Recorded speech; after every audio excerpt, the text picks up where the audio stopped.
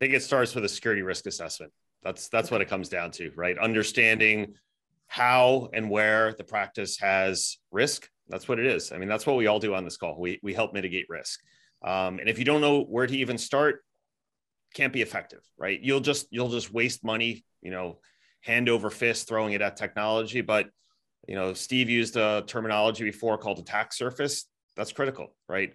We have to understand as cyber, as IT, where you have risk, and then put, controls in place to try and minimize it, or you can never eliminate, but I'll stick with minimize. Try and minimize the risk of being breached through those, your people or your technology. But security risk assessments also required under HIPAA, so you have to be doing these. So unfortunately, many organizations aren't doing SRAs, or they're not doing them properly, or the SRA from 5 years ago is still sitting in the desk drawer and nothing was acted upon, which is often the case, unfortunately. And they put their own selves at risk. Maybe the risk was identified and they didn't action on it. So, I'm sorry, Tim.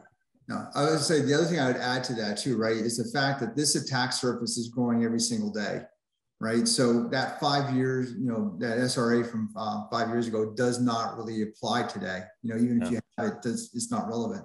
It's going to expand and change. So you got to be current with that, and constantly think about the risks of the organization and adjusting as needed. Brian, what are you going to add? And from my perspective, get an independent review of your insurance policy if you have one. You should have an annual independent review. When I say independent, not your brother-in-law who places your insurance, not your broker who you've known for 20 years and go for beers with on Friday.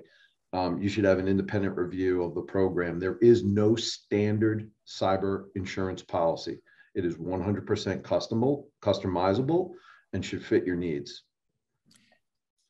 Tim, I think you said something really important that I want to reiterate here is, because of the dynamic nature of these attacks, even tests that were performed a couple months ago are probably stale at this point. That's absolutely every day, right? There's 30 to 50 new vulnerabilities coming out.